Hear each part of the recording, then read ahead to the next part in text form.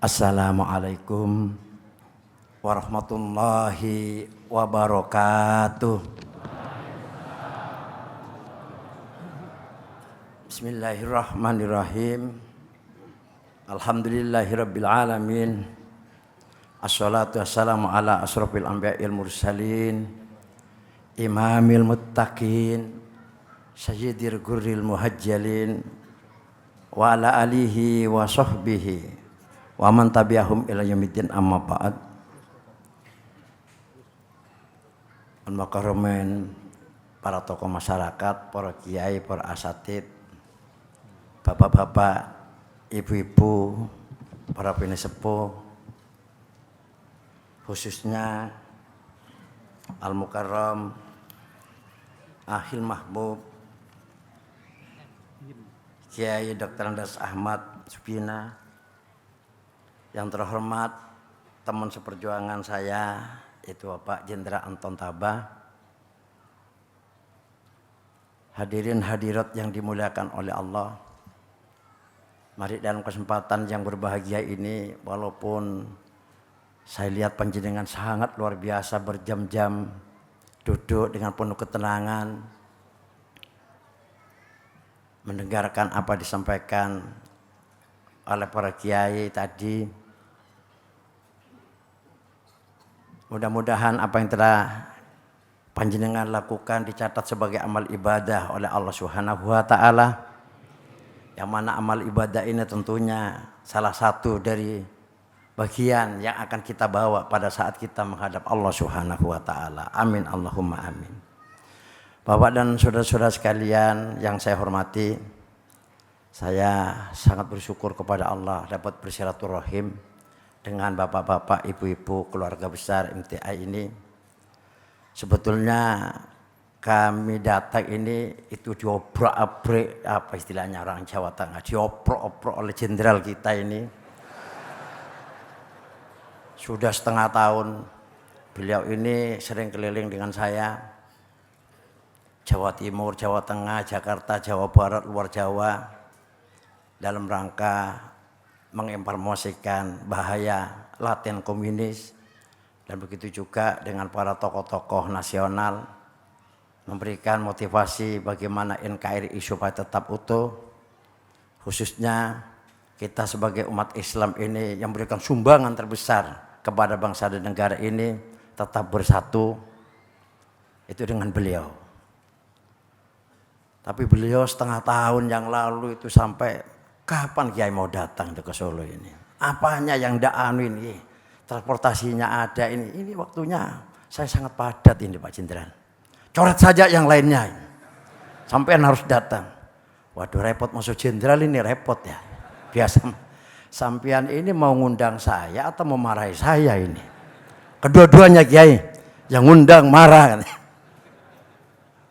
Yalah, karena itu memang satu hal yang harus saya lakukan.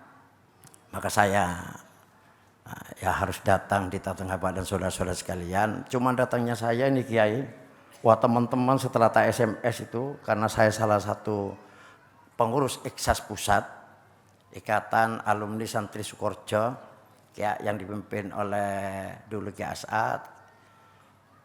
Setelah itu Kiai Fawaid, sekarang Kiai Zaim, itu santrinya kan belasan ribu tuh di mancanegara. Saya SMS, wah, ada apa sampean ini ke sana ini? Ono apa ini? Yang tahu lagi pengurus-pengurus baik dari organisasi yang ada ini, sebetulnya tadi malam mau tidur saya karena agak capek. Sampai jam 3 enggak bisa tidur. Telepon lagi. Ono apa cak sampean rone ku cak? Ono apa sampean iki? Pikiran saya iki kok kaya kiamat iki, apa sih iki?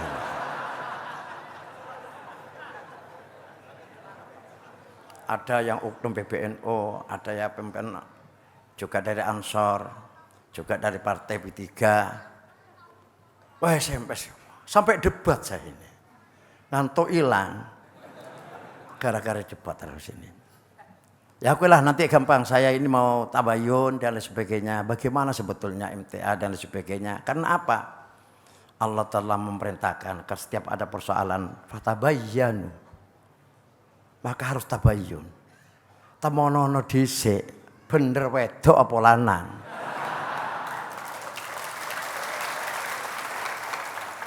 Kalau tidak, ya seperti tadi itu, kawin sejenis itu. Lanang podo lanang. Lah iki arepe kawin apa arepe pedangan niki? Tapi alhamdulillah begitu saya datang di memori saya itu kan mau berangkat itu sudah yang namanya SMS itu. Nah, di sana itu adalah kiainya yang menafsiri Al-Quran macam-macam dan lain sebagainya. Tapi alhamdulillah Pak Anton saya mendengar sendiri tadi bahwa majelis ini adalah majelis kita belajar memperdalam tafsir Al-Quran. Kebetulan saya membawa salah satu dosen peneliti dari Ma'had Ali ini. Ma'had Ali ini memang khusus di Sukoharjo itu tidak gampang itu masuk ke sana itu. Muridnya itu paling banyak itu hanya 70. Khusus persoalan fikih, persoalan perbedaan macam-macam. Sampai dari Aceh itu KB itu tidak mampu meyakinkan seluruh Indonesia. Ya ke Sukoharjo itu 1 jam selesai. Bahwa muat, foto dan sebagainya.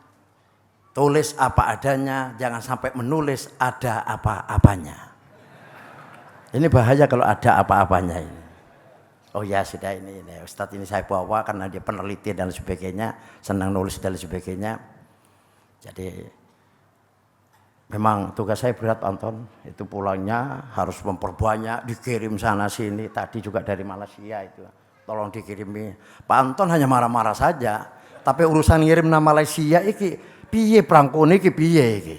Bagaimana ke Singapura? Bagaimana Kalimantan Barat? Bagaimana Kalimantan Timur? Bagaimana ini? Pak Anton tenang aja, sudahlah jalan. Rezeki dari Allah itu pasti ada. Oh ya.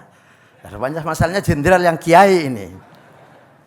Bapak dan saudara-saudara sekalian saya hormati langsung saja karena memang waktunya saya tidak terlalu banyak dan lain sebagainya. Di Indonesia sekarang ini katakan kita, urip teng donya niki kan kepengen apa? Kepengen bahagia, kepengen tenang. Tapi kenyataannya bagaimana? Kan ruwet, kerutan selalu ada. Lihat TV 24 jam.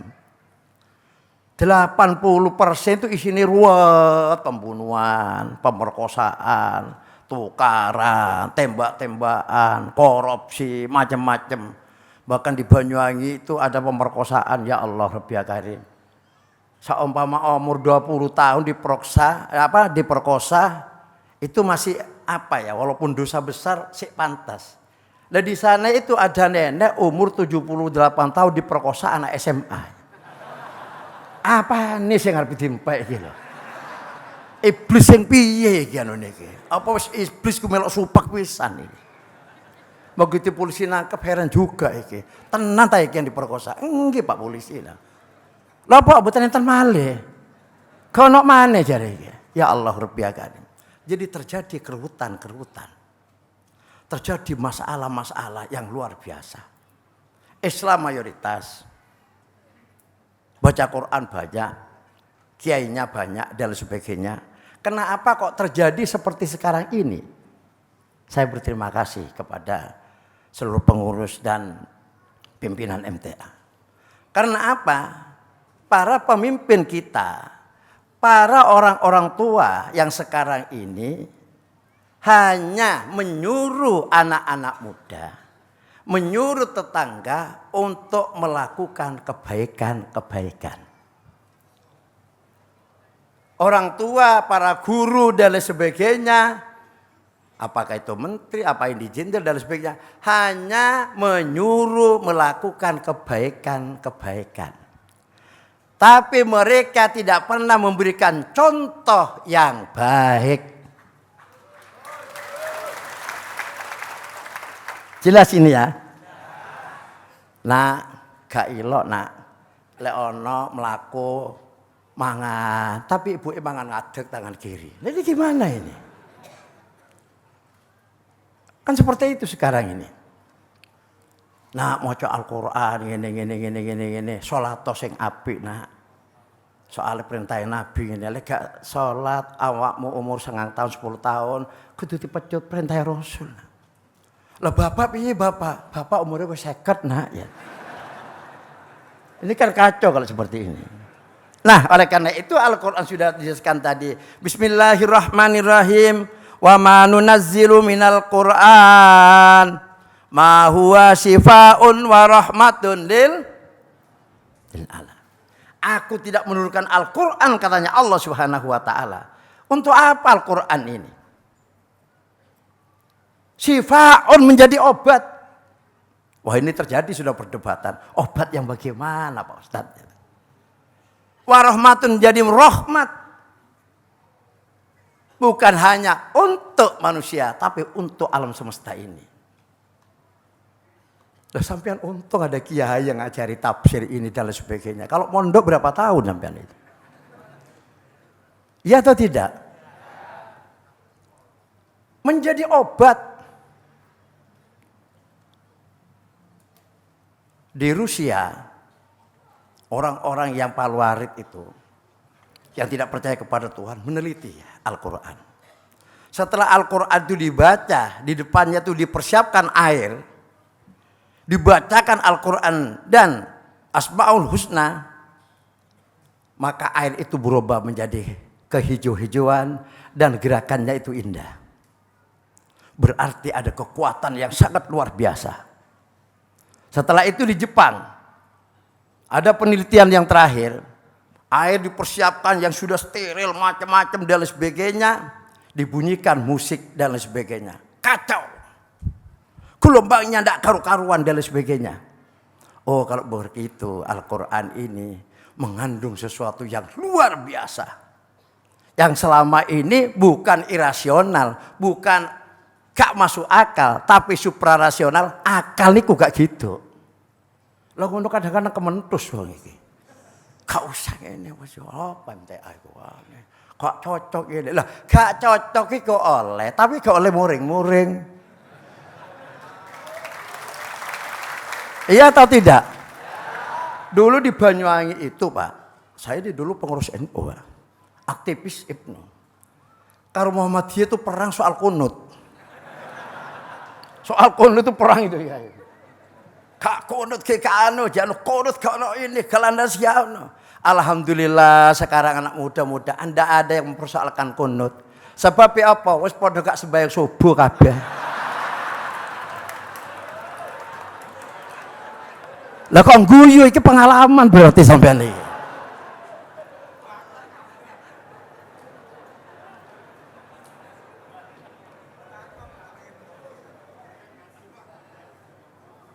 Memang perbedaan itu sudah mulai dulu. Sa'altu Rabbi salasa. Kata Rasulullah kalau dipersingkat, aku telah pernah meminta kepada Allah 3 perkara yang hadisnya tadi itu. Fa'atoni illa wahida. Diberi yang 2-nya oleh Allah kecuali 1. Itu ada itu ya.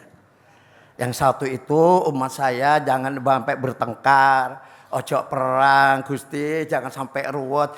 Dados tunggal mawon Gusti. Pak Abah. Gak iso Muhammad. Gak iso. Nah oleh karena itu kita hidup di dunia ini seumpama semua bersatu Islam kabeh kiamat Pak. Sampai gak ketemu aku Pak sampean iki Pak. Sudah selesai itu.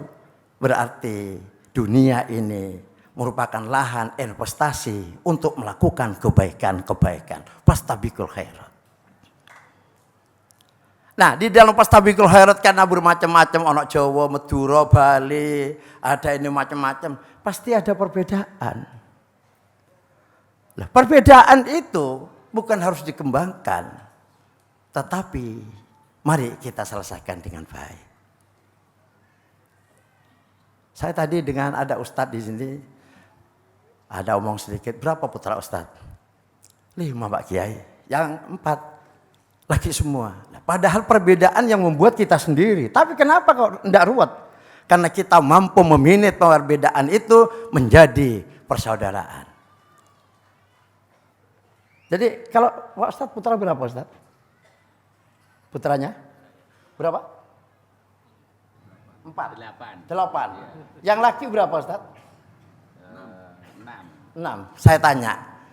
Ini langsung saja. Yang 6 itu putranya sampeyan langsung. Kok namanya beda, Ustaz? Ayo. Namanya kok beda, satu ini ada Muhammad, yang satu ini macam-macam dan sebagainya. Ada yang satu karena kemis pon jenenge ae Poniman. Ana Selasa Wage, langsung saja Wagimin ben gak ruwet. Tapi kenapa anak kita kok ndak protes? Pak, jenengku kok gak padha bi adikku, Pak. Papen adikku, Pak. Kan ndak pernah itu. Berbeda. Tetapi mereka bahagia saling menghormati. Karena Bapak dan Ibu kita ini mampu meminit perbedaan itu menjadi sesuatu yang indah. Nah ini sebetulnya tugas kita. Nah sekarang kalau ada perbedaan ini macam-macam dan sebagainya. Ya mari jangan cari perbedaannya, cari persamaannya. Perbedaan itu kita minimalkan. Terlalu lama kita ini berbicara perbedaan, Pak. Islam itu Pak Jenderal Anton bukan melarang orang bodoh. Boleh bodoh di Islam. Tapi jauh suwi-suwi. Iki kesuwen iki. Wah ini Al-Quran ini kan tidak boleh ini. Wah ini begini dan sebagainya. Katanya itu, katanya sebuah. Ini kalau hadis mau an itu an sampai gak ketemu pucukin nanti iki. Yang paling baik yaitu mari di dalam perbedaan ini kita bersama-sama untuk menuju satu tujuan. Baldatun thayyibatun warabun ghafur, dengan iman yang penuh ridha dari Allah. Tapi yang prinsip ibu-ibu sekalian, kita tidak boleh bersama-sama untuk berbeda. Bersama-sama untuk berbeda. Makanya partai politik kan seperti itu. Saat partai ruwet tukaran. Oh, itu gak sah itu. Yang katanya, oh yang sah itu aku. Ada lagi sekarang, ruwet lagi. Nah ini ganti saja partai ini. Bukan partai ini, tapi partai ruwet murakabun. Nah oleh karena itu, mari dengan adanya Al-Quran tadi itu. Yang syifaun warahmatun. Quran diturunkan oleh Allah. Tolong bapak-bapak. Bukan untuk diapalkan. Ya, kalau diperhatiin nih. Soalnya ini bersambung. Quran diturunkan bukan untuk dihafalkan. Tetapi Al-Quran diturunkan untuk dibaca, dihayati, dan diamalkan. Persoalan hafal itu bonus dari Allah. Mari kita jaga bersama, kita kembangkan, dan lain sebagainya. Tiwa, terus menentang karo karpe.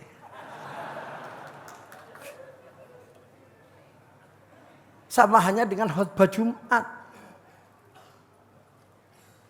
Kalau khutbah Jumat itu jangan sampai memakai bahasa-bahasa sehingga pati ngerti tentang desa niku. Di era reformasi ini para jamaah yang dimuliakan oleh Allah. Terjadi stagnasi perekonomian. Padahal sing ngrungokne iku betul ki mandula gak ngerti kok apa karepe. Makailah bahasa yang sederhana sebagaimana Rasulullah kepada sahabatnya yang ngerti karepe bagaimana solusi dan lain sebagainya. Al-Qur'an mengajarkan seperti itu.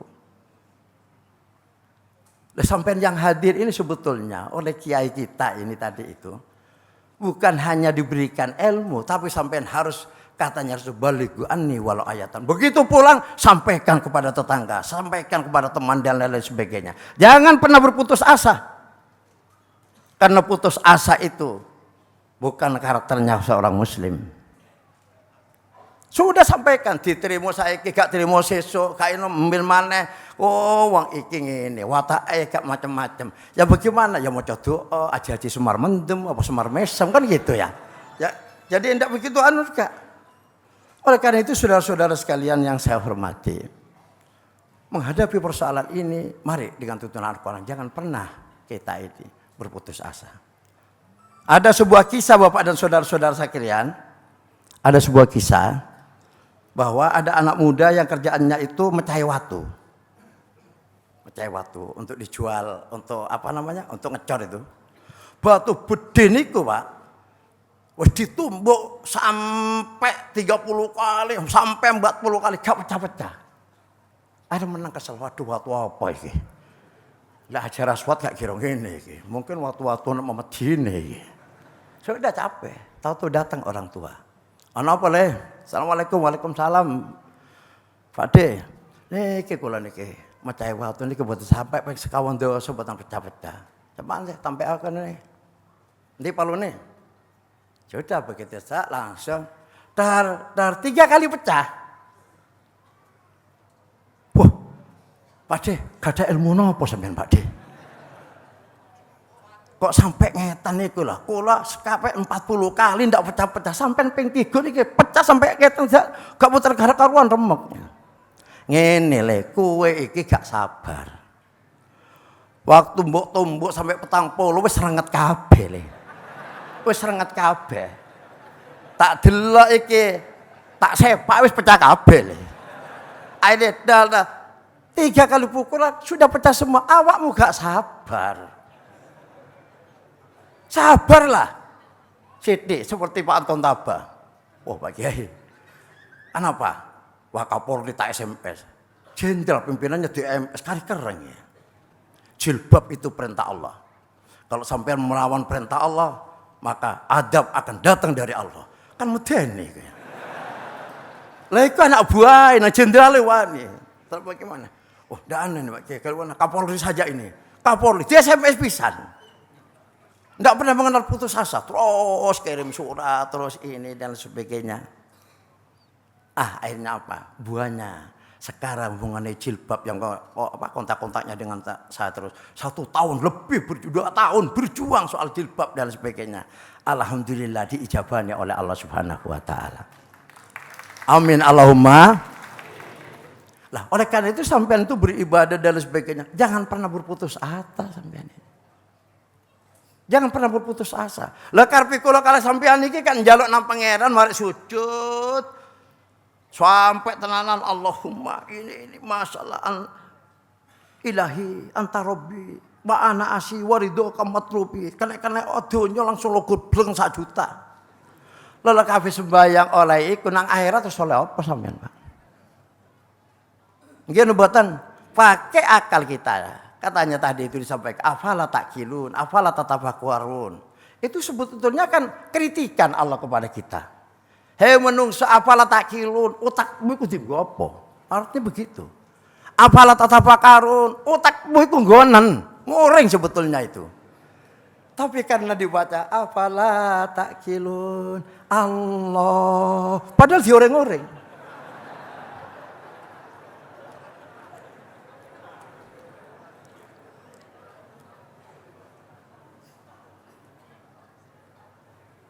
Nah, oleh karena itu bagaimana? Ya kita harus sabar. Allah tidak akan pernah memberikan apa yang kita inginkan. Jelas ini ya. Allah tidak akan pernah memberikan apa yang kita inginkan. Tapi Allah akan memenuhi apa yang kita butuhkan. Lah karena sampean kabeh kan kepindho sedan kabeh. Pak Kiai saya itu loh ingin itu loh saudara tangga saya punya Alphard, saya hanya punya Al-Fatihah Kiai. Lala sampai nakin 2 Alphard kabeh, gak kira teko rene. Repot biar Al-Fatihah apalagi minggu mau ngelencer macam-macam, besan teko macam-macam. Allah sudah tahu apa yang menjadi kebutuhan kita.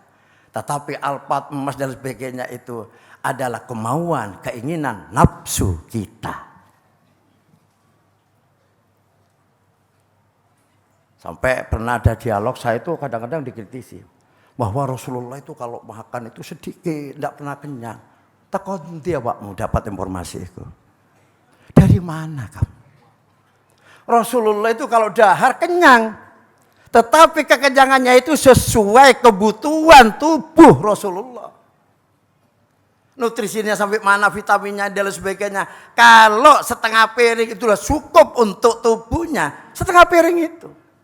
Karena itu memang kebutuhan tubuh untuk supaya sehat. Lah kula kalek sampean niki lek dahar lek mangan, Cak. Kalau anak-anak muda, kalau ente mangan, Bro, itu bukan kebutuhan tubuhnya tapi kebutuhan nafsunya. Makan plok, makan plok, makan. Setelah makan sudah kelengar plok. dari malaikat turunnya kebo iki. Bagaimana mau sehat? Bagaimana ndak asam urat, ndak darah tinggi, wong mangan saenak itu tali kabeh. Makan harus sesuai dengan kebutuhan. Makanya Rasulullah Muhammad Shallallahu Alaihi Wasallam sebagai seorang Rasul, seorang pemimpin, seorang panglima, dia itu apa? Atletis. Setiap malamnya dari Ka'bah, dari Makkahul Mukarramah naik, dia bertahanut kepada Allah. Dia bersepi-sepi di Gua Hira. Dari Makkahul Mukarramah ke Gua Hira itu 9 kilo lebih. Jalannya menanjak. Setiap malam naik berapa PP 20 kilo. Kalau ndak orang sehat ndak bisa. Lek bedole ya, kayak sampean-sampean iki aduh lemes kabeh kabeh. Paling jalan sudah ini setiap malam. PP 20 kilo dilakukan. Makanya sehat. Al-aqlu salim bijis misalnya. Sehat ya apa akal yang memang bisa dimanfaatkan untuk berkomunikasi beribadah itu biasanya ada di tubuh yang sehat juga. Nek loro-loro enggak bisa. Ndak mikirin mau Quran ya Allah untuk kula loro Gusti ya Allah. Buru ingat nang pangeran kalau sudah ada apa? Ada masalah. Kalau tidak ada masalah biasanya waduh lain. Melencer Tawangmangu, melencer ke Monas, wah ini liburan macam-macam. Lah di Banyuwangi itu heran, anaknya lulus kok ibunya itu nadar ngelencer renang bersama. Jadi mbok anak pada gak bener iki. Mboke melok renang pisan. Wong gemuk cemeng gendut pisan. Lah sebetulnya kalau anak saya lulus dan sebagainya, saya akan bermunajat kepada Allah. Saya akan mengajak Al-Quran, saya akan tasawuf, akan ngundang yatim piatu. Itu yang bagus. Anak lulus dan sebagainya katanya tasyakuran melencer ke sana ke sini. Sampai di Besuki itu satu bis terbakar semua. Bayangkan itu. Di Jawa Timur itu satu bis dulu itu semua tidak ada yang hidup. Kenapa kok tidak seperti itu? Lah oleh karena itu mudah-mudahan dengan barokah Al-Quran ini kita akan menjadi orang-orang yang baik ibadahnya, yang husnul khotimah dan lain sebagainya. Baca Al-Quran. Seluruh persoalan sampean akan diberikan solusi oleh Allah. Orang kalau itu pelit Pak, apa pelit itu? Lek jadi Banyuwangi itu modit itu apa? Sama ya? Orang seumpama perempuan, kalau ibu-ibu tidak baik-baik, cerewet lah, cerewet itu ya. Kenapa kok ibu-ibu cerewet? Karena kaum Hawa. Kalau bapak-bapak kaum Adam, Mikem, gak pati ana suarane, tapi selamatan akan teke.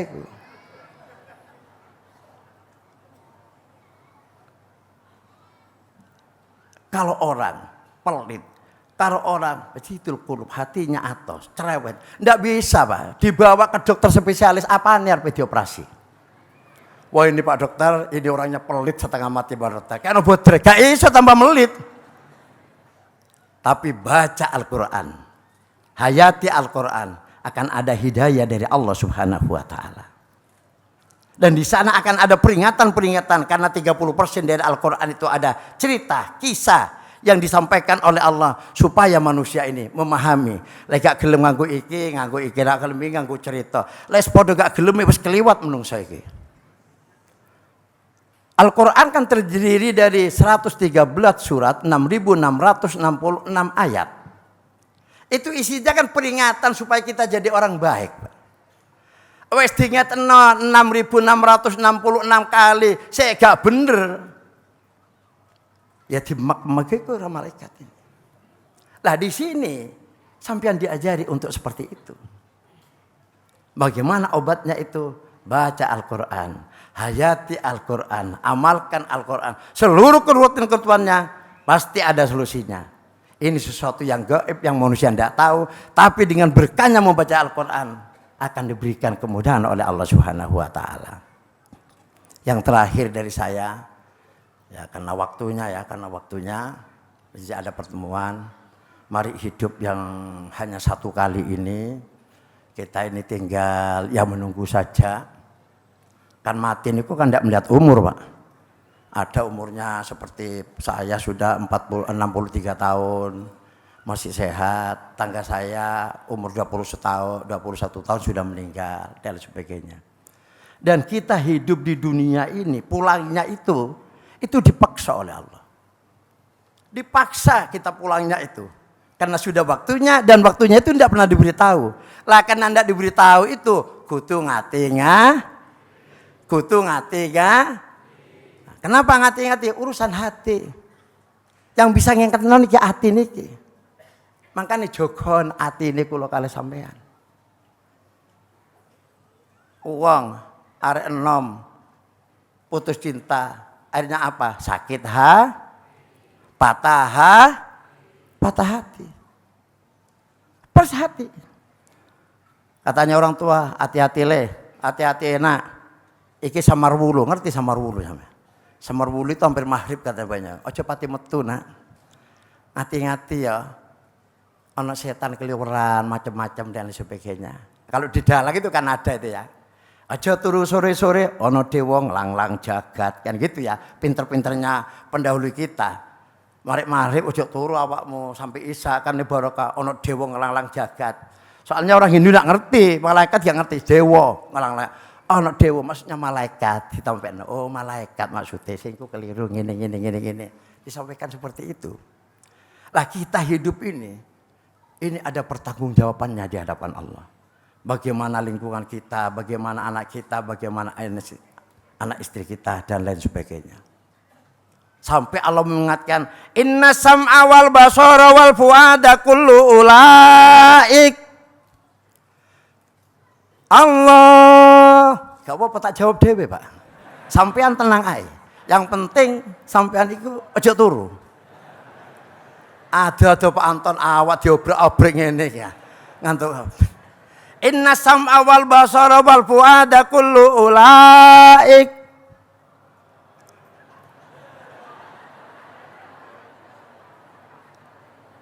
Inna sam'a wal basara wal fuada kullu ulaik.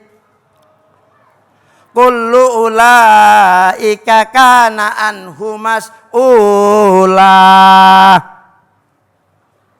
Kaseb. Lega dia mbok kasma. Bahwa sesungguhnya seluruh jasad kita, telinga, mata dan dari kuku sampai rambut kita akan ada pertanyaan-pertanyaan dari Allah Subhanahu wa taala. Pertanyaan di dunia enak kalau kita tanya Pak Anton.